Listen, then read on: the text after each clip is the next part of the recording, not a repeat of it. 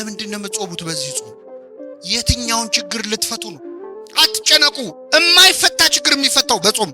አሁን ሰሞኑን ሆዳችን ይጾማል፣ አይናችን ይጾማሉ። እስቲ ስልካችን ለምን አያርፍም? ሰሞኑ ስልካችን ለምን አያርፍ? በአውራ ጣታችን ስንጠነቁለው የምናመሸው ስልክ እሱም ይረፍ፣ እኛም እንረፍ። እስቲ ባትሪውም ትንሽ ሴቨር። እስቲ አይናችሁ መጽሐፍ ቅዱስ ያንብብችን ሰሙ። እስቲ ቅዱሳት ስዕላትን ይመልከት። መንፈሳዊ ፊልም ተመልከቱበት። ቴሌቪዥኑም አረፍ ይበል። ስብከት ስሙበት። እንጹም በአይናችን በጆሮአችን። መዝሙር እንስማ። እስቲ ዘፈን የለመደ ጆሮአችን እስቲ ትንሽ ይቀደስ ይፈወስ። እጾማለሁ በሉ እስኪ። አለመጾሜን እርዳው። እየጸለያችሁ አባታችን ሆይ እያላችሁ አባታችን ሆይ ከመቼው እንዳለቀ ግራ ገብቷችሁ አያውቅም? የጸሎት መጽሐፍ እየጸለይን ስንት ገጽ ቀረው ብለን ቆጥረን አናውቅም? ሀገራችን ኢትዮጵያ አልወጣ ያለ ጋኔን የሌለባት፣ አንዴ ወደ እሳት አንዴ ወደ ውሃ ይጨምረዋል ተብሏል። ሀገራችን ኢትዮጵያ አንዴ ወደ ሰላም አንዴ ወደ ጦርነት የሚጨምር ጋኔን የሌለባት። የዚች ሀገር ሰላም መች ነው የሚመጣው? የኢትዮጵያ ደም ለስንት ዓመት ፈሰሰ? መች ነው የሚቆመው የኢትዮጵያ ደም? እንደው ከኛ መሃል የጌታን ጨርቅ የሚነካ ሰው ጠፋ። ምንድነው እንደ ሀገር አለቅ ያለን ጋኔን? ይህንን ጾም አለቅ ያለንን ጋኔን የሚያወጣ ያደርግልን። አንዴ ወደ መዝሙር አንዴ ወደ ዘፈን የሚጨምረን የለም። የእንባ ምንጭ ነች ጾም። ሌላ ቀን ስትዘምር የማይመጣ እንባ፣ ሌላ ቀን ስትጸልይ የማይመጣ እንባ ሰሞኑን ልውጣ እያለ ያስቸግራል። የጸሎት እናት ነች ጾም። የስጋን ምኞት ጸጥ ታደርጋለች።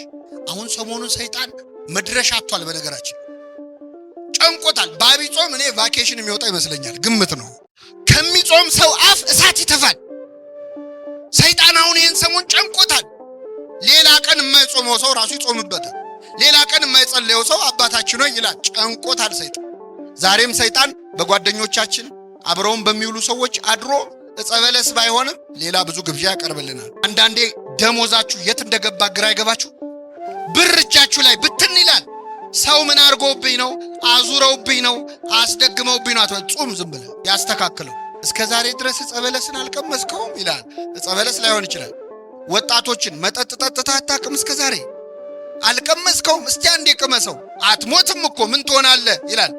የዛሬ 7000 ዓመት የፈተነውን ፈተና አሁንም ይደግመዋል። አሁን ዛሬም እንደዚህ አይነት ፈተና ይፈትነናል እኮ ሰይጣን። አንቺ የእግዚአብሔር ልጅ ሆነሽ ለምንድን ነው የምትቸገሪው? የእግዚአብሔር ልጅ ሆነ ለምን ይርባሃል? ለምን ይደርስብኛል? ለምን መከራ? ለምን እታመማለሁ ይላል ሰው። የእግዚአብሔር ልጅ ሆኜ እንዴት ይታመማል? ለምንድን ነው የማትታመመው? ልጁን የማይቀጣ አባት አለ እንዴ? አቤት በመከራ ምክንያት ስንት ሰው ፈጣሪውን ያገኘ። በበሽታ ምክንያት ስንት ሰው ከእግዚአብሔር ተዋወቀ። ሰው በመጾም ጭምር እንጂ በመብላት ብቻ አይኖርም። በስመ አብ ወወልድ ወመንፈስ ቅዱስ አሐዱ አምላክ አሜን። እና ማትብ በስመ አብ ወወልድ ወመንፈስ ቅዱስ አሐዱ አምላክ አሜን። በስመ አብ ወወልድ ወመንፈስ ቅዱስ አሐዱ አምላክ አሜን። ክቡራን አበው ሊቃውንተ ቤተ ክርስቲያን፣ መምህራን፣ አባቶች፣ ካህናት፣ ወንድሞች ዲያቆናት፣ ምእመናን፣ ምእመናት ሁላችሁም በእግዚአብሔር ሰላምታ እንደምናመሻችሁ። አሜን። ምሕረት ቸርነቱን አብዝቶ እስከዚህች ሰዓት ያደረሰን በዕድሜያችን ላይ የዛሬዋን ዕለት ይህችን ሰዓት እየጨመረልን ቅዱስ ቃሉን እንድንሰማ ስሙን እየጠራን እንድናመሰግነው በቤቱ የሰበሰበን የአባቶቻችን አምላክ ልዑለ ባሕርይ እግዚአብሔር ስሙ የተመሰገነ ይሁን። እንደ እግዚአብሔር ቅዱስ ፈቃድ በሚኖረን ቀሪ ጊዜ በማቴዎስ ወንጌል ምዕራፍ 4 ከቁጥር 4 ላይ ተጽፎ በሚገኝ ኃይለ ቃል መነሻነት የእግዚአብሔርን ቃል እንማራለን። ከዚያ ወዲያ ኢየሱስ ከዲያብሎስ ይፈተን ዘንድ መንፈስ ወደ ምድረ በዳ ወሰደው። 40 ቀንና 40 ሌሊትም ከጾመ በኋላ ተራበ። ፈታኝም ቀርቦ የእግዚአብሔር ልጅ ከሆንክ እነዚህ ድንጋዮች እንጀራ እንዲሆኑ በል አለው። እርሱም መልሶ ሰው ከእግዚአብሔር አፍ በሚወጣ ቃል ሁሉ እንጂ በእንጀራ ብቻ አይኖርም ተብሎ ተጽፏል አለው። ስለ ቃሉ የአምላካችን ስም የተመሰገነ ይሁን። እስቲ ከኔ ጋር በሉ፣ ሰው ከእግዚአብሔር አፍ በሚወጣ ቃል ሁሉ እንጂ በእንጀራ ብቻ አይኖርም። ይህንን ቃል መነሻ ርዕስ አድርገን በቀሪው አጭር የትምህርት ሰዓት እንማራለን። ለአባቶቻችን ለነቢያት፣ ለአባቶቻችን ለሐዋርያት፣ ለአባቶቻችን ለሐዋርያውያን አበው፣ ለሊቃውንት በጉባኤያቸው ተገኝቶ ምስጢሩን ጥበቡን ገልጦ ያስተማረ አምላካችን እኛንም በቸርነቱ እንዲያስተምረን፣ እንዲመክረን፣ እንዲገስጸን የእርሱ ቅዱስ ፈቃድ ይሁንልን። እንግዲህ እንደምታውቁት ምዕመናን የያዝነው ሳምንት ታላቁን አብይ ጾምን የጀመርንበት ነው። ከአብይ ጾም አስቀድሞ የመጀመሪያው ዘወረደ በመባል የሚጠራው ሳምንት ጾመ ሕርቃል በመባል የሚታወቅ ሌላ ጾም ነው የጾምነው። ያው አባቶቻችን በዓልን ከበዓል ጾምን ከጾም አገጣጥሞ አንድ ላይ ማክበር አንድ ላይ መጾም የተለመደ ስለሆነ እንጂ የመጀመሪያው ሳምንት ጾመ ሕርቃል የሚባል ሌላ ጾም ነው። አብይ ጾም የገባው ዛሬ ነው። ከቅድስት ተብሎ ከሚጠራው እሁድ አንስቶ ከዛሬ ጀምሮ የምንጾመው መድኃኒታችን ኢየሱስ ክርስቶስ የጾመውን ታላቅ ጾም ነውና ለዚህ ያደረሰን አምላካችን ስሙ የተመሰገነ ይሁን። አብይ ጾም ተብሎ ወይም ታላቅ ጾም ተብሎ የሚጠራው ለብዙ ሰው እንደሚመስለው በጾሙ ቀን ቁጥር ርዝመት አይደለም። እርግጥ ነው 55 ቀናት ከፊት ጾመ ሕርቃልን ከኋላ ሰሙነ ሕማማትን ጨምረን ስንጾም ረጅም ቀናት የሚጾም ጾም ነው። ነገር ግን አብይ ጾምን አብይ የሚያሰኘው የዘመኑ ወይም የቀናቱ ቁጥር አይደለም። እንደዚያ ከሆነ ከአብይ ጾም የሚበልጥ በቁጥር በጣም ረጅም ሌላ ጾም የምንጾመው ጾም አለ በቤተክርስቲያን። ይህ ጾም ምንድነው? ጾመ ድህነት ተብሎ የሚጠራው ዘወትር ዓርብና ረቡዕ የምንጾመው ጾም። ስለዚህ አብይ ለመባል ጾመ ድህነትም በቁጥር 88 ቀን የምንጾመው በዓመት ውስጥ። አብይ ጾምን አብይ ያሰኘው አብይ እግዚአብሔር ወአብይ ኃይሉ ብሎ ነቢየ እግዚአብሔር ዳዊት የዘመረለት ልዑል አምላካችን እግዚአብሔር መድኃኒታችን ኢየሱስ ክርስቶስ ራሱ የጾመው ጾም ስለሆነ ነውና ለዚህ ታላቅ ጾም ያደረሰን አምላክ ስሙ የተመሰገነ ይሁን። አብይ ጾም በጣም ገናና ጾም ነው። አብይ ጾም በጣም ትልቅ ትርጉም ያለው ጾም ነው። ከሰባቱ አጽዋማት ደግሞ የሌሎቹ አጽዋማት አክሊል፣ የሌሎቹ አጽዋማት ዘውድ ነው። መድኃኒታችን ኢየሱስ ክርስቶስ ራሱ የጾመው፣ ራሱ የጸለየበት፣ ራሱ ዲያብሎስን ድል የነሳበት ጾም ስለሆነ ገና ሲገባ የሚፈጥረው መንፈስ ያስታውቃል አይደለም? አሁን ሰሞኑን ትንሽ አልተረጋጋችሁ? ከኔ ጋር ናችሁ ምዕመናን? ትንሽ ሰላም አላገኘንም? ከተማውም ትንሽ ጸጥ ብሏል። አብይ ጾም እንደዚህ ነው። ራሱ መድኃኒታችን ኢየሱስ ክርስቶስ የጾመው ጾም ስለሆነ ሰይጣንም የተቀጠቀጠበት የተዋረደበት ጾም ስለሆነ በራሱ መንፈሱ ገና ሲጀመር ያስታውቃልና ይህንን ጾም በእውነት ዲያብሎስን ቀጥቅጠን ድል የምንነሳበት ጾም ያድርግልን። አምላካችን ኢየሱስ ክርስቶስ ለ40 ቀንና ለ40 ሌሊት መጾሙን ነው የማቴዎስ ወንጌል የሚናገረው። ከዚህ በኋላ ይላል ኢየሱስ ከዲያብሎስ ይፈተን ዘንድ መንፈስ ወደ ምድረ በዳ ወሰደው ይላል። ምን ወደ ምድረ በዳ ወሰደው? መንፈስ። መድኃኒታችን ኢየሱስ ክርስቶስ በዮርዳኖስ ወንዝ በዮሐንስ እጅ በትሕትና ወርዶ ከተጠመቀ በኋላ መንፈስ ቅዱስ ወይም ፈቃዱ መንፈሱ ወደ ምድረ በዳ አነሳሳው ይላል። እንግዲህ ጻድቃንን ወደ ገዳም የሚያነሳሳ፣ ሰማዕታትን ወደ ደም የሚያነሳሳ፣ ክርስቲያኖችን ወደ በጎ ምግባር የሚያነሳሳ የማን መንፈስ ነው? የእግዚአብሔር መንፈስ ነው። መንፈስ ቅዱስ ነው። ልክ እንደዚያ ክርስቶስን መንፈስ ቅዱስ አነሳሳው ለማለት አይደለም። ምክንያቱም አብ፣ ወልድ፣ መንፈስ ቅዱስ ስንት ናቸው? አንድ ናቸው። ስለዚህ የራሱ መንፈስ ነው መንፈስ ቅዱስ። ፈቃዱ አነሳሳው የሚል ነው ትርጉሙ። ለኛ ሲሆን ግን በአጠቃላይ መንፈስ ቅዱስ ወደ ምድረ በዳ ያነሳሳል። ሰው መንፈስ ቅዱስ ሲቀርበው እግዚአብሔርን ይናፍቃል፣ ሰው መንፈስ ቅዱስ ሲቀርበው ወደ ምድረ በዳ መሄድ ያምረዋል። አሁን በዓመት ውስጥ የሆነ ሰዓት የሆነ ገዳም ሄዶ የማረፍ ፍላጎት ኖሮን አያውቅም? ማለት ያውቃል። ሄደን ለአንድ ሳምንትም ይሁን ለ3 ቀንም ይሁን ለ7 ቀን ለ14 ቀን ለ21 ቀን እንደው ገዳም ሄጄ ትንሽ አረፍ ልበል የሚል ስሜት ይሰማናል። ይህንን የሚያሳስበን ማን ነው? መንፈስ ቅዱስ። ሰው መንፈስ ቅዱስ ሲቀርበው ወደ ምድረ በዳ ይወስደዋል። ለክርስቶስ እንደተነገረው እኛ ክርስቲያኖችም ገዳማዊ ስሜት የሚሰማን እረፍት የመፈለግ ብቻ የመሆን የመጸለይ ፍላጎት የሚመጣው ከመንፈስ ቅዱስ ነው። ሰው መንፈስ ቅዱስ ሲያድርበት ወደ ገዳም መሄድ ወደ ቤተክርስቲያን መሄድ ያምረዋል። መንፈስ ቅዱስ ሲርቀው ደግሞ ገዳም ምን ያደርጋል ይላል።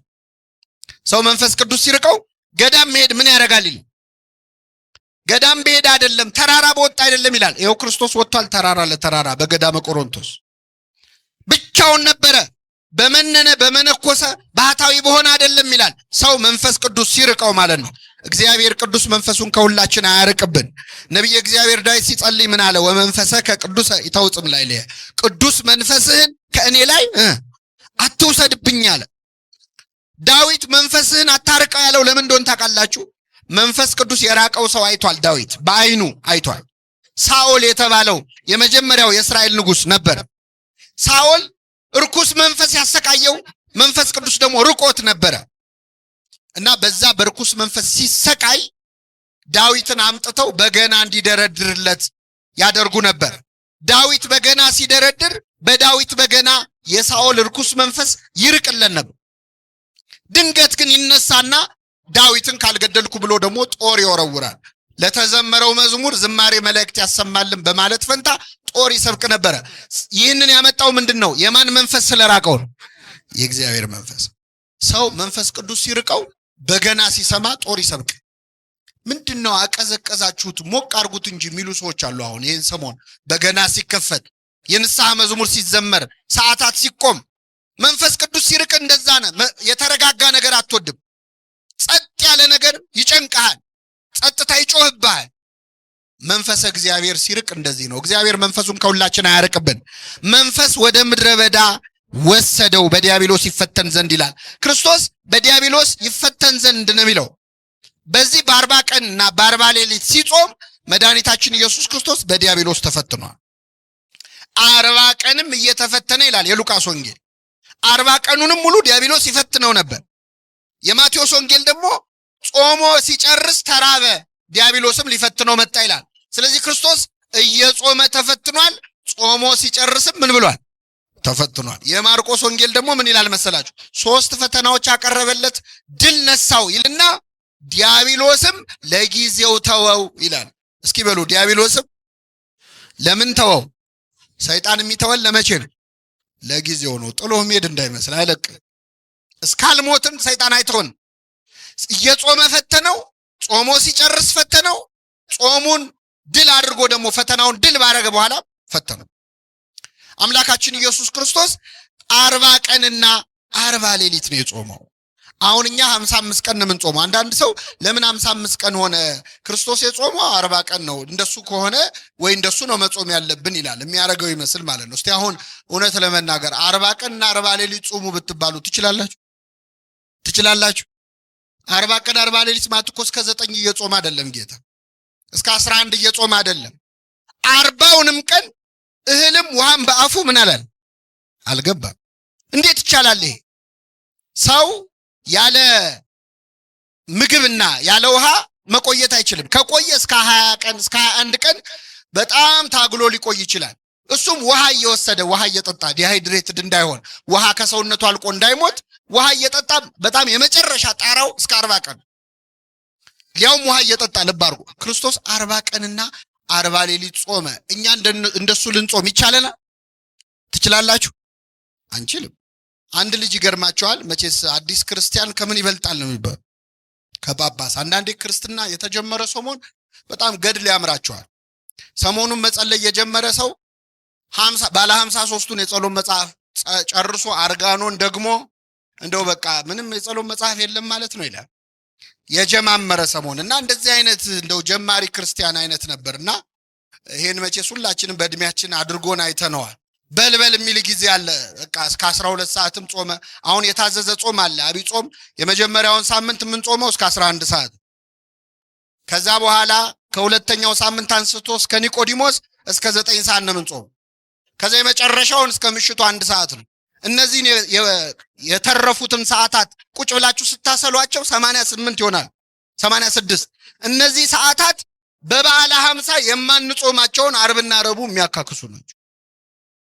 ከዛ ውጭ ግን ከአቅም በላይ መጾም፣ ከአቅም በላይ መብላት ትክክል አይደለም። እና አንዳንድ ሰው በቃ እንደዚህ የሚችል ይመስለዋል። እና አንድ ልጅ ይገርማቸዋል፣ ገዳም ሄደና ሱባኤ ሊይዝ በዚህ በአብይ ጾም ለ40 ቀን ልቆይ ነው አለ። በጣም ጥሩ በዓት ስጡኝ አለ። ተሰጠው። ምግብ ሊያስገቡለት ሲሉ አይ እኔ አስቤበት ነው የመጣሁት እምጾመው ለ40 ቀንና ለ40 ሌሊት ነው አለ። ኧረ ተው ግድ የለም አትችለውም አለ። አይ እኔ በደንብ አስቤበታለሁ አለ። በቃ ግድ የለህም አበምኔቱ አዩትና ይሁንለት ብለው አትበላውም ግን ለማንኛውም ብለው ሽምብራ አስገቡለት በጆንያ። አይ የዛሬ 40 ቀን ያው ተሸክማችሁ ታወጡታላችሁ ችግር የለም አለ። ገባለት። ከዛ ይገርማችኋል 1-3 ቀን ይሄ ልጅ በርትቶ ሳይበላ ሳይጠጣ 3 ቀን ቆየ። ይህም ጥሩ ነው፣ ጎበዝ ነው። ከ3 ቀን በኋላ በጣም ራበው፣ አልቻለም፣ እንደምንም ዋለ። ከዛ ማታ ላይ ከበደውና እግዚአብሔር ስንት አምላክ ነው መልሱልኝ፣ እንደው አንድ አምላክ መሆኑን ለማጠየቅ አንድ ሽምብራ በበላ ችግር አለው? አንድ አምላክ መሆኑን ብሎ አንዲት ሽምብራ አነሳና ቀመሰ። ሲያስበው እግዚአብሔር አንድ ብቻ ነው፣ አንድም። ስለዚህ በስላሴ ስም አለ። በስላሴ ስም ስንት ሽምብራ ማለት? ወንጌላውያን ስንት ናቸው? 4 ወንጌላውያንም ማሰብ አለብኝ አለ። እንደ ዝክር ነው 4 በላ። 5 አዕማደ ምስጢር አለ። ከዛ 7 ሊቃነ መላእክት አለ። ደግሞ ትንሽ ስትበላ ይብስብሃል አይደል? ባሰበት ጭን ሐዋርያት ስንት ናቸው? ይሄን ለማስታወስ ብሎ 12 ሽምብራ ቆጥሮ በላ። አልበቃውም። ካህናተ ሰማይ አለ። ካህናተ ሰማይ ስንት ናቸው? 24ቱ ካህናተ ሰማይ አለ። አልበቃውም። 36ቱ ቅዱሳት አንስት በቃ መብላት ጀመረ ማለት ነው በደንብ አረው። 99ኙ ነገደ መላእክት መጨረሻ ሲያቅተው ምን አለ? በእልፍ አላፋት መላእክት አለ። ምን አጨናነቀው አይደለ? ምን ልላችሁ ነው? ማር ይስሐቅ የተባለ መጽሐፍ እስመነይነ በጊዜ ጽጋብ ይመስለነ እንዘንክል ጸዊመ ይላል። በጠገብን ጊዜ በሉ እስኪ መጾም የምንችል ይመስለናል። አሁን ዛሬ እራቱን ጥርቅ አድርጎ የበላ ሰው ነገ እስከ ስንት ሰዓት ነው የምትጾመው ብትሉት ወይ ነገ አልበላም ይላል። ስትጠግብ የሚርባ አይመስልም። ይሄ በነገራችን ላይ በምግብ ብቻ አይደለም፣ ሹመትም ስልጣንም ያልተሾመ ሰው የተሾመን ሰው ሲያይ አቤት እኔ በዛ ቦታ በሆን ኖሮ ስንት ነገር አስተካክል ነበር ይላል። ገንዘብ የሌለው ሰው ድሃ የሆነ ሰው ገንዘብ ያለውን ሰው ሲያይ አቤት እግዚአብሔር እንደው ገንዘብ ለማይሆን ሰው ነው የሚሰጠው፣ ለኔ ቢሰጠኝ ስንት ችግር ፈታበት ነበር፣ ስንት ድሃ ረዳ ነበር ይላል። በተራብክ ጊዜ መጾም የምትችል ይመስልሃል የተባለው ይሄ። ያልተሾመ አቤት አሁን የኢትዮጵያ እግር ኳስ እውነት ለመናገር እንደ ተመልካቹ ቢሆን ኖሮ ከዓለም አንደኛ መሆን አልነበረብንም? እንደ ተመልካቹ ቢሆን ኖሮ እንደ አስተያየት እንደምንሰጠው ቢሆን ኖሮ ግን ኋላ ቀርታል ይመስለናል። እዛ ቦታ ላይ ከበሮ በሰዎች ሲያዩት ያምራል፣ ሲይዙት ምን ይላል? ያደናል። ስለዚህ 40 ቀን 40 ሌሊት መጾም ከባድ ነው። ክርስቶስ 40 ቀን 40 ሌሊት ነው የጾመው። ከሱ ቀድሞ የጾሙ አሉ ወይ? አዎ አሉ። ማ? ሙሴና ኤልያስ። ሙሴ 40 ቀን 40 ሌሊት ጾሟል። ክርስቶስስ አምላክነት አለው። ፍጹም ሰው ፍጹም አምላክ ሆኖ ነው። ሙሴ እንዴት ችሎ ጾመ? ኤልያስስ እንዴት ችሎ ጾመ ካላችሁ በጣም ይገርማል። ሙሴ 40 ቀን 40 ሌሊት የጾመው እግዚአብሔር ከእርሱ ጋር ስለነበር ነው። ከእርሱ ጋር ማን ስለነበር? እግዚአብሔር። 40 ቀን 40 ሌሊት ቁጭ ብሎ እንዳይመስላችሁ በሰባቱ መንጦላይት በሰባቱ የእሳት መጋረጃዎች መሃል እያለፈ በሞትና በሕይወት መካከል ሆኖ በተመስጦ ፍጹም ከእግዚአብሔር ጋር ተሳስሮ ነበር። የቴዎሎጂ ሰዎች ፈንዳሜንታል አታችመንት የሚሉታል ወይ ስቲሪዮሲስ የሚባል ሰው ከእግዚአብሔር ጋር ፍጹም ተመስጦ ውስጥ ሲሆን ምግብ አይታወሰው። ስጋው የሙት ያህል ትሆናለች፣ ነፍሱ ብቻ ነው አክቲቭ የምትሆነው። ስለዚህ ሙሴ አይታወቀውም ነበር። በሰባቱ የብርሃን መጋረጃዎች ውስጥ እያለፈ እግዚአብሔርን ያነጋግር ነበረ። 40 ቀን ሙሉ ቆየ። ሲመለስ ፊቱ እንደ ፀሐይ ያበራ ነበር። በረከቱን ያሳድርበት። ኤልያስ ደግሞ 40 ቀን 40 ሌሊት ጾሟል። ኤልያስ እስካላችሁ ጥርግ አድርጎ በልቶ ነው። ኤልያስ ደግሞ ጥርግ አድርጎ በልቶ ነው። አንደኛ ነገሥት ምዕራፍ 17 ላይ ኤልያስ ከዛፍ ስር ቁጭ ብሎ ተክዞ እያለ የእግዚአብሔር መልአክ ተገለጠለት። ሊቀ መላእክት ቅዱስ ፋኑኤል ነው የተገለጠለት ይላሉ ሊቃውንት ሲተረጉሙ። እመቤታችንን የመገበው መልአክ ማለት ነው። ፋኑኤል ተገለጠለትና ከእንቅልፉ ቀሰቀሰው። ሲቀሰቅሰው ነቃ። ሲነቃ ከፊቱ ገበታ አለ፣ የሚጠጣ ወይን አለ። የምትሄድበት መንገድ ሩቅ ነውና ተነስተህ ብላ አለው ይላል። እሺ አለ። ጥቂት በላ፣ ጥቂት ተጎነጨ። መልሶ እንቅልፍ አሸነፈው፣ ተኛ። መልአኩ ቀሰቀሰው። የምትሄድበት መንገድ ሩቅ ነውና ተነስተህ ብላ አለው። በዚያ ምግብ ኃይል እስከ እግዚአብሔር ተራራ ድረስ 40 ቀንና 40 ሌሊት ተጓዘ ይላል። ስለዚህ ኤልያስ 40 ቀን 40 ሌሊት የጾመው ምን ብሎ ነው? በልቶ። በደንብ ሰማያዊ ምግብ ሰማያዊ መጠጥ ማለት ለሰው አይቻልም። መድኃኒታችን ኢየሱስ ክርስቶስ 40 ቀን 40 ሌሊት ጾመ። ከጾመ በኋላ ተራበ ይላል። ባይራብ ኖሮ ለካ አምላክ ብቻ ነው ሰው አይደለም ብለው ትስብእቱን ወይም ሰው መሆኑን ሰዎች እንዳይክዱ ልክ 40 ቀን ሲሞላው በሙሴ በኤልያስ ለከት ማለት ነው አምላካችን ተራበ። እንደ ተራበ ዲያብሎስ ሊፈትነው ቀረበ። ዲያብሎስ ሊፈትነው ፈታኝም ቀርቦ ይላል የእግዚአብሔር ልጅ ከሆንክ፣ እስኪ በሉ የእግዚአብሔር ልጅ ከሆንክ እነዚህ ድንጋዮች እንጀራ እንዲሆኑ በል። የማን ልጅ ከሆንክ?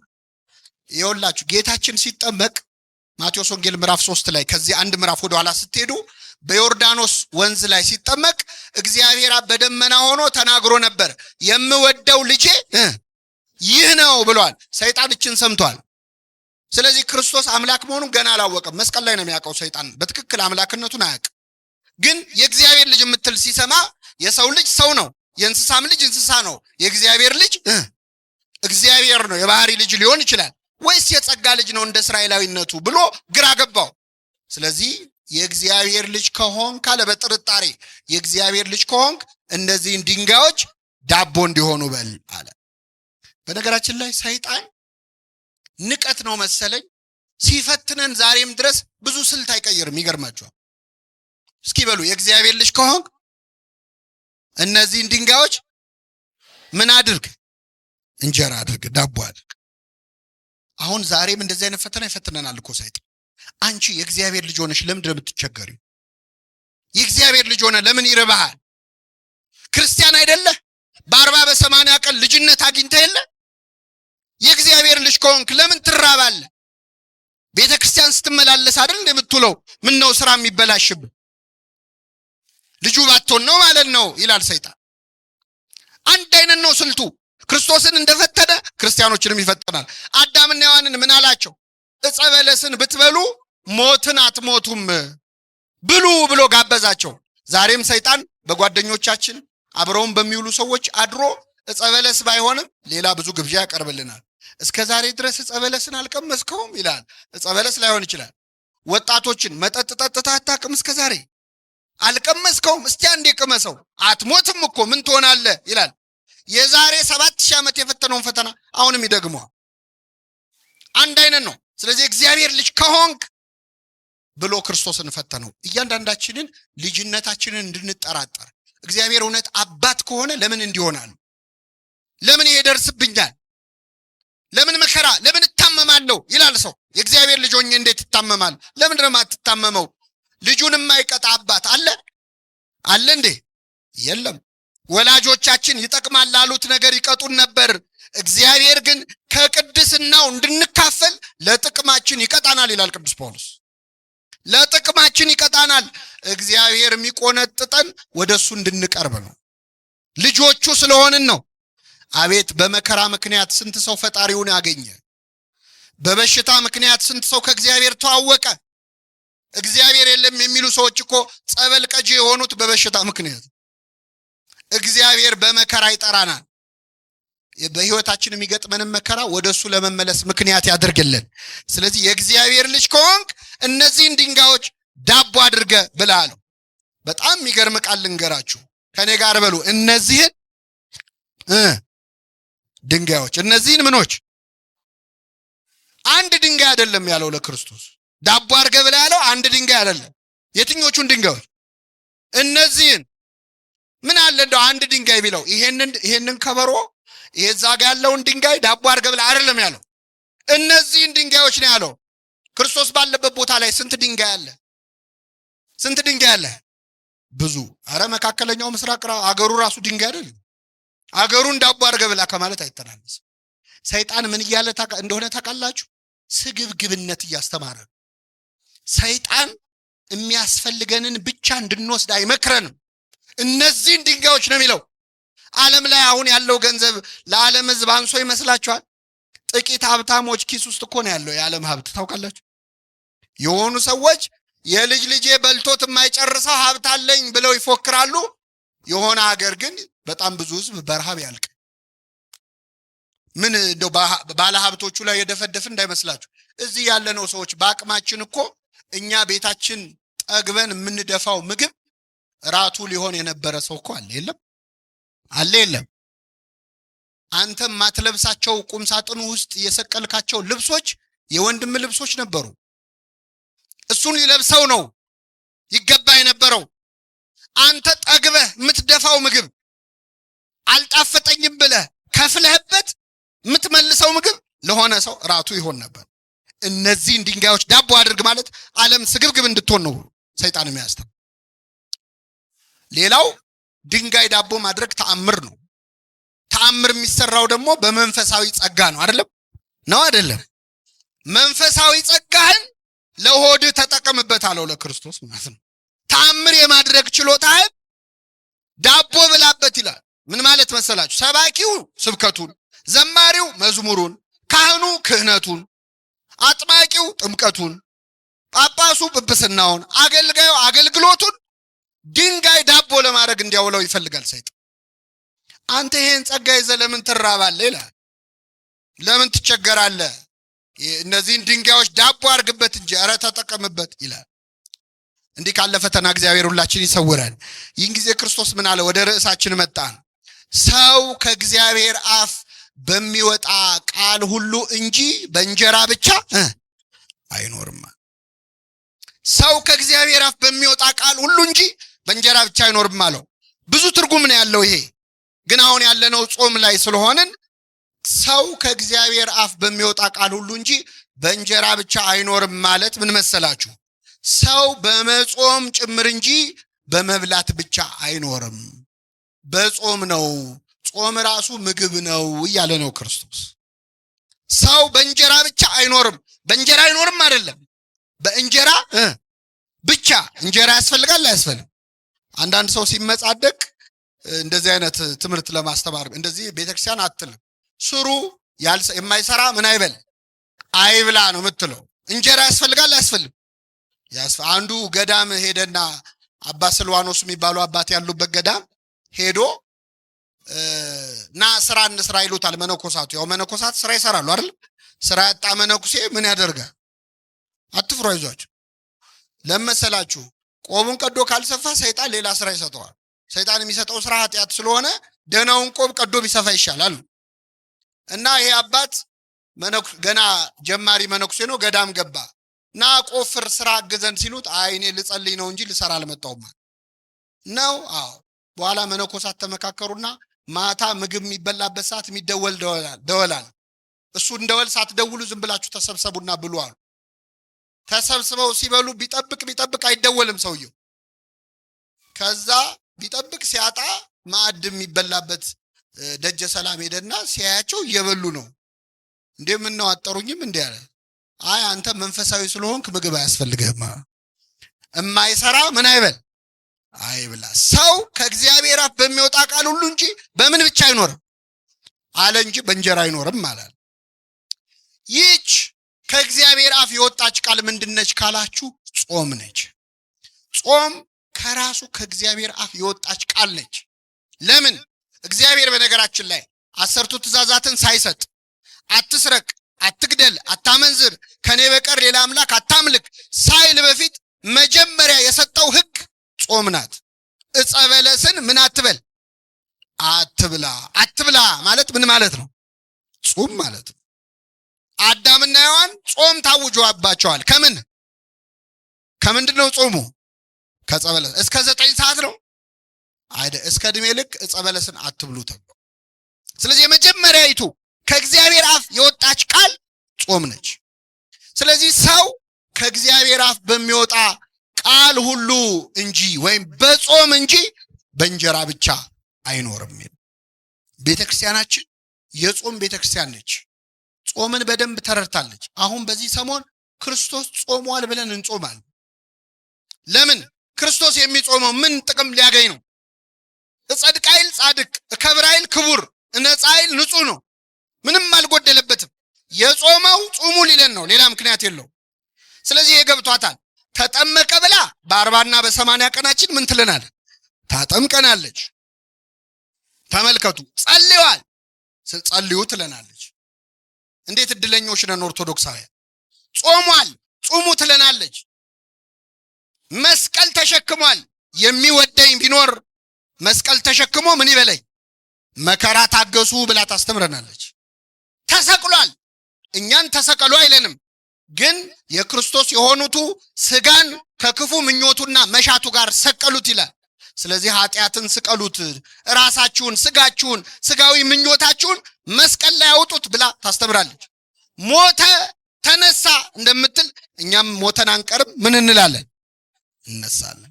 በእግርም በግብርም ነው ቤተክርስቲያናችን ክርስቶስን የምትከተለው።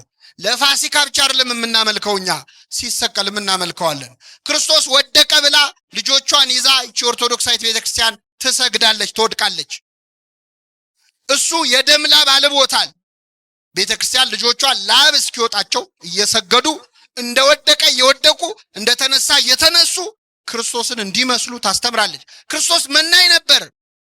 ምድር ላይ ሀብት አልነበረውም። መናኞች አሏት። በዱር በገደል የሚቀበዘበዙ የሚንከራተቱ ባህታውያን አሏት። መነኮሳት አሏት። ክርስቶስ ሙሽራ ነው። ቤተክርስቲያን ሙሽራይቱ ነች። እሱ ሙሽራ ነው። ስለዚህ በተክሊል በቁርባን የሚጋቡ ሙሽሮች አሏት፣ ክርስቶስን የሚመስሉ። በሁሉ ነገር ክርስቶስን መምሰል የቤተክርስቲያን ዓላማ ነው። አሁን ሰሞኑን እንጾማለን። እሱ ስለ ጾመ ነው የምንጾመው። በጣም የሚገርመው ሁሉም ባይሆኑ አንዳንድ ጎረቤቶቻችን ጌታ ጾሞልናል፣ ስለዚህ እኛ አንጾምም ይላሉ። ጌታ የጾመው እኛ እንዳንጾም ነው የሚለው። ተስማማላችሁ ምዕመናን? ጌታ ጾሞልናል የሚሉ ሰዎች ምን ጠይቃቸው ምንድነው? ጌታ ምድር ላይ ያለ ምግብ በልቷል አልበላም? አልበላም። ውሃ አስጠጥቷል አልጠጣም? እንቅልፍስ ተኝቷል አልተኛም? ስለዚህ ጌታ ጾሞልናል ብለው የማይጾሙ ሰዎች ጌታ እንቅልፍ ተኝቶልናል ብለው ማቆም አለባቸው። እንቅልፍ ለምን ይተኛሉ? ጌታ ተኝቶልናል። ምግብ ለምን ይበላሉ? ጌታ ምን ብሎልናል? በልቶል። እንዴ መርጦ ነው እንዴ? ከመሃል ጾሟን ብቻ ነው እንዴ ጾሞልናል የሚባል? ብዙ ነገር አድርጎልናል እኮ። አራያ ሊሆነ ምሳሌ ሊሆነ ነው። ክርስቶስ በነገራችን ላይ ጾም ያስፈልጋል አያስፈልግም የሚለውን ጥያቄ አልመለሰውም፣ ዘለለው። ምን እንዳለ ታውቃላችሁ? ማቴዎስ ወንጌል ምዕራፍ 6 ላይ ጾም ያስፈልጋል ወይስ አያስፈልግም የሚለውን ጥያቄ ዘለለውና ስትጾሙ አለ። ምን ስትሉ? ያው መጾማችሁማ የታወቀ ነው። ክርስቲያን ከሆናችሁማ ምን ትላላችሁ? ስለዚህ ስትጾሙ እንደ ግብዞች አትኑ አለ። መጾም ጥያቄ ውስጥ አይገባም። ራሱ ጾም ያስፈልጋል አያስፈልግም የሰይጣን ጥያቄ። ክርስቶስ ዘለለውና ስትጾሙ ብሎ አፈጻጸሙ ላይ ነው ማብራሪያ የሰጠው እንጂ መጾምማ የማይቀር ነው። የኛ ቤተክርስቲያን መንፈሳዊት ክርስቶሳዊት ቤተክርስቲያን ስለሆነች ሰበብ እየፈለገች ነው የምትጾመው። ሰበብ እየፈለገች አሁን ጌታ ጾመ ብላ ታጾመናለች። ትንሽ አረፍ ታረገና ደግሞ ሐዋርያት ጾመዋል ብላ ታጾመናለች። ትንሽ አረፍ አርጋ ደግሞ ፍልሰታ ታጾመናለች። ልክ እንዴት ነው ወላጆች ታውቃላችሁ ምግብ ሲያጎርሱ እችን ጉረስና የመጨረሻ በቃ ከዚህ በኋላ አትጎርስም የሚሉት ነገር አለ። ቤተክርስቲያን ጾምን እንደ ምግብ ነው የምትሰጠን። አንዴ ተፈታ አንዴ ተያዘ እያለች እያረሳሳች ማለት። እቺ አጭር ነች። በቃ 3 ቀን ነው አይዞ ነነዌ ነው እችን ብቻ ቀመስና ከዚህ በኋላ አትጾምም ትላለች። ወይ 3 ቀን ነው ብለህ ትጾማለህ። 9 ቀን 10 ቀን ካረፍክ በኋላ ደግሞ አብይ ጾም ብላ ትመጣባለች የመጨረሻ እያለች ማለት። የዚች ቤተክርስቲያን ልጆች ስላረገን ስሙ የተመሰገነ ነው። ለመብላት አይደለም ሰበብ የምትፈልገው ለመጾም ነው ቤተክርስቲያን። በጣም የሚገርም ነገር ልንገራችሁ። አንድ ሰው በበሽታ በጽኑ በሽታ ቢታመም በህመሙ ምክንያት መጾም ካልቻለ እንዳይጾም ይፈቀዳል አይደል? እንዲበላ። የሚገርመው ግን በሥርዓተ ቤተክርስቲያን ያ ሰው ከዛ በሽታ እንደማይድን እርግጥ ከሆነና የሚሞት ከሆነ ቤተክርስቲያን በቀረው ዕድሜ እንዲጾም ነው የምታረገው። እንዲጾም እስኪሞት ይብላ ሳይሆን እስኪሞት ምን ይበል? ይጾም። ጥቅሙ ስለገባት ነው። ጾም የዋዛ ነገር እንዳይመስላችሁ። ጾምን ማር ይስሐቅ ምን ይላታል? እማ ለጸሎት፣ የጸሎት እናት ናት ጾም። የማይጸልይ ሰው ጸሎት የሚጀምረው ሰሞኑን ነው። ቤተክርስቲያን የማይሄዱ ሰዎች ብዙ ጊዜ ቤተክርስቲያን የሚሄዱት መቼ ነው? በጾም ወቅት ነው። እማ ለጸሎት፣ የጸሎት እናት ነች ጾም። ወእህታ ለአርምሞ፣ ለዝምታ ደግሞ እህት ነች።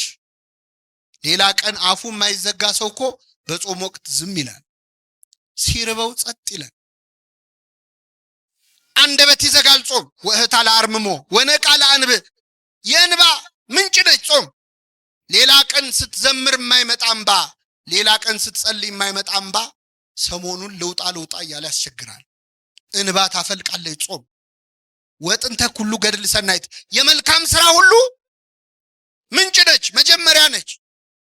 የኃጢአት ፍትወትን ደግሞ ጸጥ ታረጋለች። ወታጸምም ኩሎ ፍትወታ ተዘስጋ፣ የስጋን ምኞት ሁሉ ጸጥ ታረጋለች ጾም። በአንድ ሀገር የተፈጸመ ታሪክ ልንገራችሁ። አንዲት ሴት ባል ታገባለች እና ባሏ መርከበኛ ደግሞ ስራው ልክ እንደ አውሮፕላን ፓይለት ደርሶ መመለስ በ2 በ3 ቀን አይችልም። ስለዚህ ሄድና 6 ወር ቆይቶ ይመለሳል። አመት ቆይቶ ይመለሳል። እና እቺ ሴት እንደዚህ ስትኖር ከቆየች በኋላ ባሏ ወደ ሩቅ አገር ሄዳል። ለአመት ማለት ሲሄድ የባሏ የቅርብ ጓደኛ የሆነ የባሏ ሚዜ የሆነ ሰው ደግሞ አብሯት እዛ ከተማ ላይ ይኖራል እና ይቀራረባል። በኋላ እቺ ሴት በዝሙት መፈተን ትጀምራለች።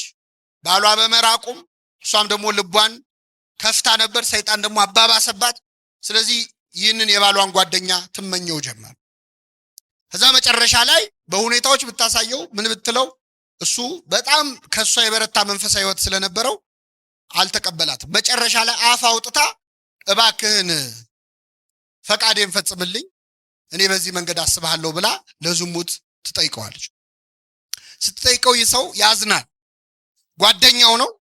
እሱ ደግሞ የበረታ መንፈሳዊ ሕይወት ነበረው። እንደዛ ባይሆን ኖሮ እንኳን እንዲህ ተብሎ የፈለገውን ያደርግ ነበር። ከዛ ምን አላት? ችግር የለውም ከአንቺ ጋር ያልሽውን እንፈጽማለን፣ ግን አንድ የሚከለክለኝ ነገር አለ። እሱም እንደ ባሏ መርከበኛ ነው እና በመርከብ ጉዞ ሲሄድ የሆነ ጊዜ ማዕበል ተነሳ እና በዚያ ማዕበል ምክንያት ልሞት ስል ስለት ተሳልኩ እና ይህ ስለት ምንድነው? ከዚህ አደጋ ካተረፍከኝ ለ21 ቀን እጾማለሁ፣ እስከ ምሽቱ 12 ሰዓት ድረስ እጾማለሁ ብዬ ለአንድ ወር ይቅርታ እጾማለሁ ብዬ ተስዬ ነበር እና አሁን በአጋጣሚ ጾም ስለወጣ የራሴን ጾም ስለሆነ መጾም ያለብኝ አሁን ፍስግ ነው እንደምታየው። ቀጣዮቹን 1 ወራት እጾማለሁኝ እና ከአንቺ ጋር በጾም ወቅት ይህን ማድረግ ስለማልችል ከፈለግሽ አብረን እንድንፈጽም ወሩን ለ2 እንካፈለውና 15ቱን ቀን አንቺ ጾሚ፣ 15ቱን ቀን እኔ እጾማለሁ አላት። እሺ አለች። ምን ያለ ሰይጣን ምን ሳይል አይለቅም ይባላል አይደል? እሺ ብላ እስከ ምሽቱ 12 ሰዓት መጾም ጀመረች። ሳምንት እያለ 10 ቀን እያለ ቀኑ እየቀረበ ሲመጣ መጨረሻ ላይ 15 ቀን ሲሞላው ይቺ ሴት ቤቱ መታ እግሩ ስር ወድቃ ይቅር በለኝ ሐሳቤን ቀይሬያለሁ አለች። ሐሳቧን ያስቀየራ ምንድነው? ጾም። ወታጸምም ኩሎ ፍትወታ ተዘስጋ፣ የስጋን ምኞት ጸጥ ታረጋለች። አሁን ሰሞኑን ሰይጣን መድረሻ አጥቷል። በነገራችን ጨንቆታል። በአብይ ጾም እኔ ቫኬሽን የሚወጣ ይመስለኛል። ግምት ነው ደግሞ እንዲህ ያለ እንዳትሉ። ለምን ከሚጾም ሰው አፍ እሳት ይተፋል። ሰይጣን አሁን ይህን ሰሞን ጨንቆታል። ሌላ ቀን የማይጾመው ሰው ራሱ ይጾምበታል። ሌላ ቀን የማይጸልየው ሰው አባታችን ሆይ ይላል። ጨንቆታል ሰይጣን። አብይ ጾም መድረሻ ነው የሚያጣው። ችግሩ ሲፈታ አብረን እንፈታለን። ችግሩ እሱ ነው። እግዚአብሔር ሲፈታ አብሮ ከመፈታት ይሰውራል። ግን እችን ሰሞን መድረሻ ያጣል። ኃይል የምናገኝበት ወቅት ነው ጾም፣ አብይ ጾም። በተለይ ደግሞ ለምክንያት ከጾማችሁ፣ በተለይ እግዚአብሔር ከመጾማችን በላይ የጾምንበት ምክንያት ነው የበለጠ ደስ የሚል። ዝም ብሎ ከምግብ ከጥሉላት መባለት ከስጋ ከቅቤ መከልከል እሱ መጽሐፍ ቅዱስ ላይ ያለ ነው፣ እናረጋዋለን። እሱ አልከለከለንም። ቅዱስ ያሬድ ግን ዓይንም ይጹም ይላል። ምን ይጹም? አሁን ሰሞኑን ሆዳችን ይጾማል፣ ዓይናችን ይጾማሉ። እስቲ ስልካችን ለምን አያርፍም? ሰሞኑ ስልካችን ለምን አያርፍም? በአውራ ጣታችን ስንጠነቁለው የምናመሸው ስልክ እሱም ይረፍ፣ እኛም እንረፍ። እስቲ ባትሪውም ትንሽ ሴቪየር። ዓይን ይጹም። እማናየው ነገር አለ እንዴ? እንመርጣለን እንዴ ዘንድሮ? እድሜ የሚላለ እንዴ ዘንድሮ? የምናየውን እንኳን መርጥ። ሁሉ ነገር ደግሞ ገበያ ላይ ነው። ዓይን ይጹም ክፉ ከማየት አለ። ጆሮም ደግሞ ይጹም። ድፈኑት፣ በጥጥ አይደለም። የምትመርጡትን ስሙ። እስቲ ዓይናችሁ መጽሐፍ ቅዱስ ያንብብችን ስሙ። እስቲ ቅዱሳት ስዕላትን ይመልከት። መንፈሳዊ ፊልም ተመልከቱበት። ቴሌቪዥኑ ማረፍ ይበል። ስብከት ስሙበት። እንጹም በዓይናችን በጆሮአችን። መዝሙር እንስማ እስቲ። ዘፈን የለመደ ጆሮአችን እስቲ ትንሽ ይቀደስ፣ ይፈወስ። እያንዳንዱ ሰውነት ይጹም። እንዲህ ሲሆን እግዚአብሔር ደስ ይለዋል። አለዚያ ግን ምን አይነት ጾም ነው የጾማችሁት ይላል እኮ ትንቢተ ኢሳይያስ ምዕራፍ 58 ላይ። እንዴት አይነት ጾም ነው የጾማችሁት? ለካ ጾሞም እግዚአብሔር ማሳዘናል። ከዚህ ሰውረ ምን አይነት ጾም ነው የጾማችሁት ይላል እግዚአብሔር። ምን አይነት ስብከት ነው የሰበካችሁት? ምን አይነት ቅዳሴ ነው የቀደሳችሁት?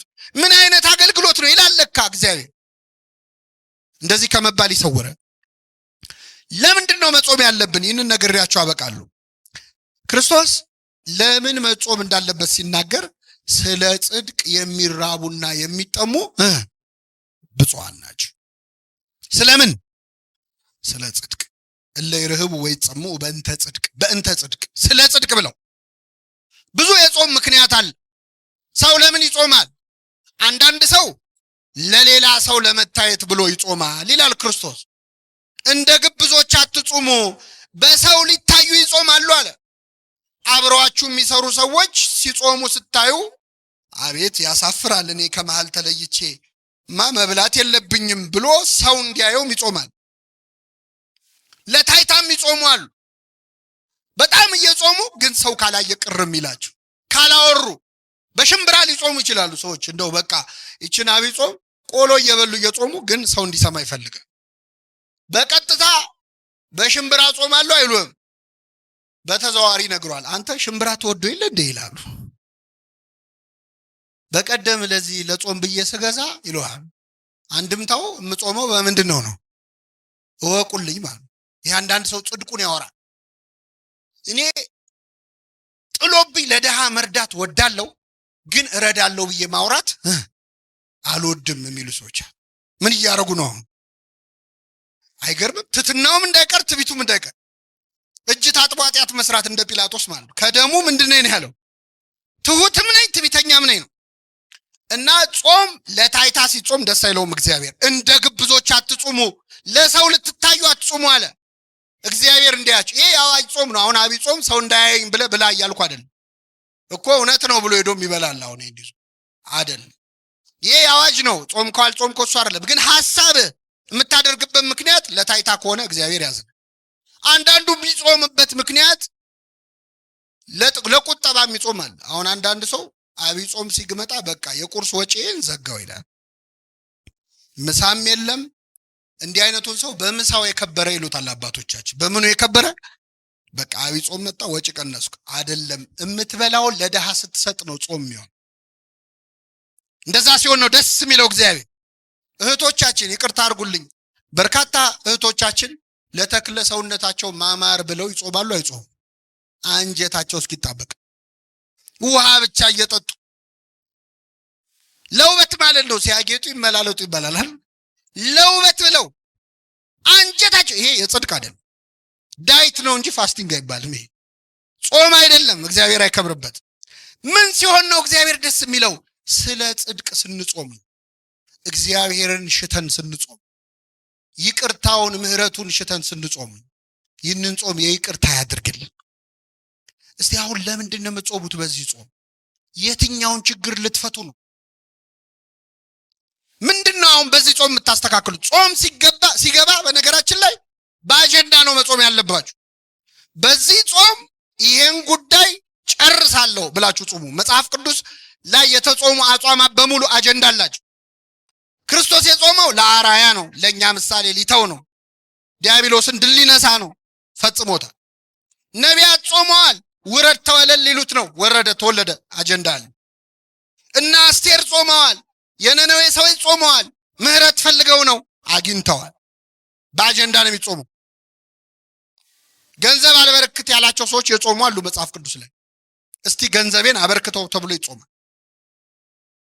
አንዳንዴ ደሞዛችሁ የት እንደገባ ግራ ይገባችሁ። ብር እጃችሁ ላይ ብትን ይላል። ሰው ምን አድርጎብኝ ነው? አዙረውብኝ ነው፣ አስደግመውብኝ ነው አትበል። ጹም፣ ዝም ብለህ ያስተካክለው። የትኛውንም ድግምት የትኛውንም መተት ጾምና ጸሎት ድል ሊነሳው ይችላል አይችልም? ይችላል። አትጨነቁ። የማይፈታ ችግር የሚፈታው በጾም። ይህን እኛ አይደለም ያለው። በዚህ በማቴዎስ ወንጌል ምዕራፍ 17 ላይ አንድ ታሪክ ተጽፏል። ብዙ ጊዜ ማቴዎስ 17 ሲባል እኛ የምናስታውሰው ጌታችን 3 ደቀ መዛሙርቱን ይዞ ወደ ረጅም ተራራ ወጣ ይላል አይደል? ጴጥሮስ ዮሐንስንና ያዕቆብን ታቦር ተራራ ላይ ፊቱ እንደ ብርሃን እንደ ፀሐይ አበራ፣ ልብሱ እንደ በረዶ ነጭ ሆነ። ይህን ታሪክ እናውቃለን። ጌታ ወደ ተራራው የወጣው 3 ሐዋርያት ይዞ ነው። 3 ሐዋርያት ሲወጡ ስንት ይቀራሉ? 9 ይቀራሉ። 9 ደቀ መዛሙርት ከተራራው ስር ነበሩ። አንድ ችግር ገጥሟቸው ጭንቀት ላይ ነበሩ። ይገርማቸዋል። እዛ ብርሃን እየበራ ነው፣ እነሱ እዚህ ጨልሞባቸው። ምን መሰላችሁ? አንድ ሰውዬ ጋኔን የተያዘ ልጁን ይዞ ወደ ክርስቶስ መጣ እንዲፈወስለት። ይዞት መጣ። ጌታ 3ቱን ደቀ መዛሙርት ይዞ ተራራው ጫፍ ላይ ነው ያሉት። ደቀ መዛሙርት ስንት ናቸው? ደቀ መዛሙርቱ ደግሞ አጋንንት የማውጣት ስልጣን አላቸው። ሄደው አጋንንት ስለ ስም ተገዙልን ብለው መጥተው ለክርስቶስ ሁሉ ነግረውታል። አጋንንት ስለተገዙላችሁ ደስ አይበላችሁ፣ ስማችሁ በሰማያት ስለተጻፈ ደስ ይበላችሁ ሁሉ ብሏቸው። ስለዚህ አጋንንት ያወጣሉ። ስለዚህ ጌታ ባይኖርም ተማሪዎቹ ደቀ መዛሙርቱ ያወጡልኛል ብሎ ይህ ሰውዬ አመጣውና ያንን ልጅ እባካችሁ ይህንን ርኩስ መንፈስ አስወጡልኝ፣ ልጄ በጨረቃ ይጥለዋል አለ። በምን ይጥለዋል? ማታ ማታ ሲመሽ እያነሳ ይጥለዋል። አንዴ ወደ እሳት አንዴ ወደ ውሃ እያነሳ ያፈርጠዋል። አብሮት ያደገ ጋኔል ነው አለ። አብሮን ያደገው ከህፃንነቱ ጀምሮ እስካሁን ያሰቃየው እና እባካችሁ ይህንን ጋኔል ገስጻችሁ አስወጡልኛል። ይገርማችኋል። ይህ ጋኔል 9 ደቀ መዛሙርት ቢሉት ቢሰሩት አልወጣም አለ። ስንት ሆነው? መልሱልኝ።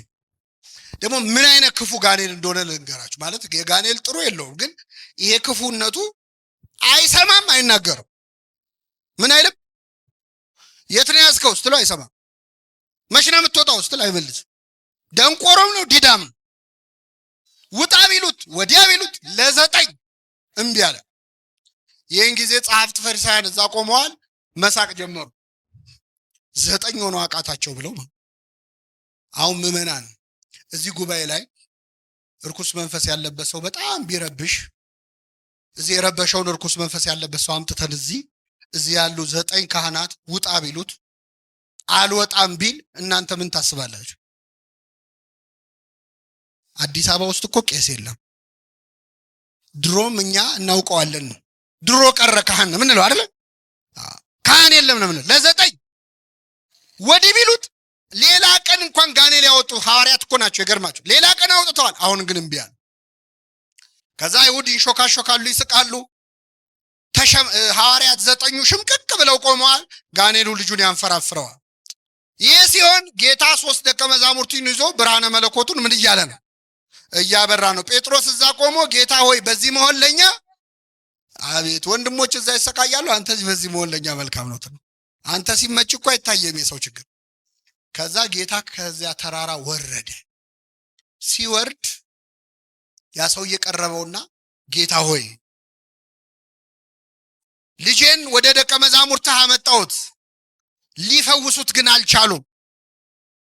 ቢቻልህስ ልጄን ፈውስልኛል። ምን ቢልህስ? ለማን ነው ቢቻልስ ያለው? ለክርስቶስ ቢቻልስ ይባላል። ለእግዚአብሔር ምን የሚለው የለም። ቢቻልስ ያለው ለምን መሰላችሁ?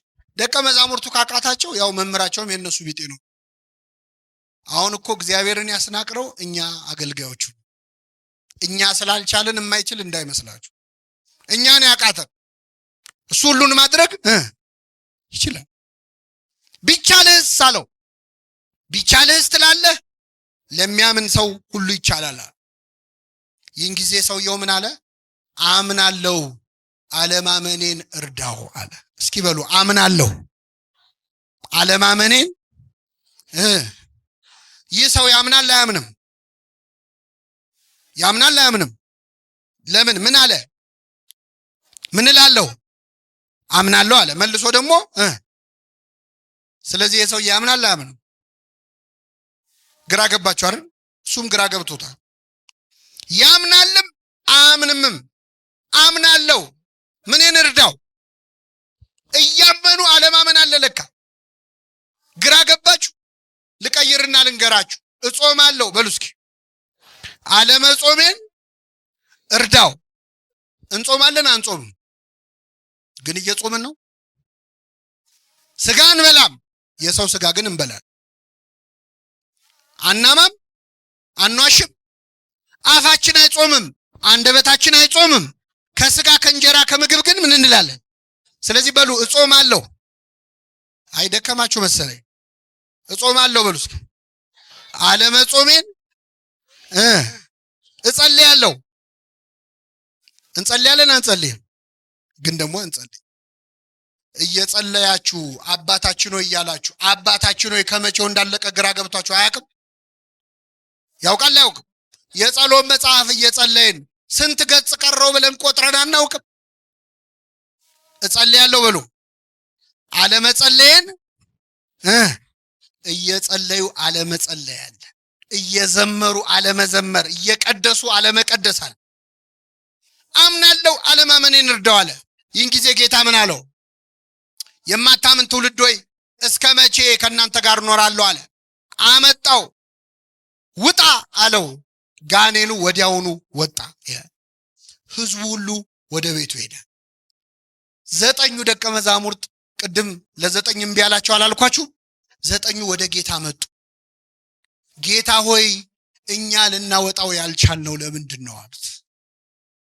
ለምን አቃተን? 9 ሆነን ለምን አቃተን ሲሉት ስለ እምነታችሁ ማነስ ነው። ነገር ግን አለ ይህ አይነቱ ጋኔን ያለ ጾምና ያለ ጸሎት አይወጣም። ዝንቱ ዘመድ ይወጥ ዘእንበለ በጾም ወበጸሎት። ይህ አይነቱ የጋኔን ወገን እንግዲህ አጋንንቱ ሁሉ እኩል አይደሉም። ከዋነኞቹ አለቆች የወደቁ አሉ፣ ሳጥናኤልን የመሰሉ ደግሞ ከታች የወደቀ ተራ መልአክ አለ። እንዲህ አይነቱ ወገን፣ እንዲህ አይነቱ ነገድ ያለ ጾም እና ያለ ጸሎት አይወጣም ማለት። ከኔ ጋር ናችሁ ምዕመናን? አሁን እኛ እዚህ ይህንን ትምህርት የምትሰሙ ምዕመናን አልወጣ ያለ ጋኔን የለብንም? እስቲ አስታውሱ። ከልጅነት ጀምሮ እምቢ ያለ አልወጣ ያለ ችግር መጀመሪያ እስቲ ሀገራችን ኢትዮጵያ አልወጣ ያለ ጋኔን የለባትም? አንዴ ወደ እሳት አንዴ ወደ ውሃ ይጨምረዋል ተብሏል። ሀገራችን ኢትዮጵያ አንዴ ወደ ሰላም አንዴ ወደ ጦርነት የሚጨምር ጋኔን የለባትም? አለባት። አንድ ሰሞን እፍ ብለን በፍቅር እንላለን፣ ጥቂት ቆይተን እንጋደላለን። መቼ ነው የምናርፈው? የዚች ሀገር ሰላም መቼ ነው የሚመጣው? ያቺ ሴት መታ ጨርቁን ነክታ ደሟ ቀጥ አለ ይላል። ደሟ የፈሰሰው ለስንት ዓመት ነበር? አቤት! የኢትዮጵያ ደም ለስንት ዓመት ፈሰሰ? መቼ ነው የሚቆመው የኢትዮጵያ ደም? እንደው ከኛ መሃል የጌታን ጨርቅ የሚነካ ሰው ጠፋ? የሚጋፋ አይደለም፣ ብዙ ሰዎች ተጋፍተዋል። ኃይል ከኔ ወጥቷል እንዲል የሚያደርግ አንድ በእምነት ጨርቁን የሚነካ ጠፋ ወይ? ምንድነው እንደ ሀገር አለቅ ያለን ጋኔን? ይህንን ጾም አለቅ ያለንን ጋኔን የሚያወጣ ያደርግልን። በግላችንስ አልወጣ ያለ ሰይጣን የለም? ከልጅነታችን ጀምሮ አለቅ ያለን ልጄ ማታ ማታ ይነሳበታል በጨረቃ አለ። አንዴ ወደ ውሃ አንዴ ወደ እሳት ይጨምረዋል አለ። ወጣቶች ማታ ማታ የሚነሳ ኃጢአት የለብንም? ማታ የሚጀምር ስካር፣ ማታ የሚጀምር ኃጢአት ዝሙት የለም? አንዴ ወደ ውሃ አንዴ ወደ እሳት ይጨምረዋል አለ። አንዴ ወደ መዝሙር አንዴ ወደ ዘፈን የሚጨምረን የለም? አንዴ መስቀለኛ አጣፍተን ታቦት እናጅባለን። ማታውኑ በጨረቃ ይጥለናል እሳት ውስጥ ኃጢአት ውስጥ። አስቸገር ነው እኮ ለእግዚአብሔር። ለብ አልንበት ወይ አልካድን ወይ አላመንን። በራድ ወይም ትኩስ ብትሆን መልካም ነበር፣ እንዲያው ለብ ስላልክ ከአፌ ልተፋህ ነዋል። እግዚአብሔር እኮ አፉ ላይ ዞን ተጨነቀ። እንዳይተፋን ፈጥሮናል። እንዳይውጠን ለብ ያልን ክርስትናችን ለብ ያለ ነው። ወይ አልካድንም ወይ አላመንም። በጨረቃ የሚጥለን ነገር የለም ወይ? አልወጣ ያለ አመል ምንድነው? ማታ ማታ የሚነሳብን ምንድነው? እንዳትደክሙ ይህ አይነቱ ጋኔል ያለ ጾምና ያለ ጸሎት አይወጣም። አሁን ያለንበትን ጾም ሁላችንም መጾም ያለብን የሆነ ችግር ለመፍታት። አምላካችን ይህንን ታላቅ ጾም ኃይለ አጋንንትን ድል የምንነሳበት፣ ከኛ ሊርቅ ያልቻለው ዝተን አለቀን ያለ ሱስ፣ አለቀን ያለ ኃጢአት፣ አለቀን ያለ ልማድ የምንላቀቅበት ጾም ያድርግልን። የሰማነውን በልቡናችን ያሳድርብን።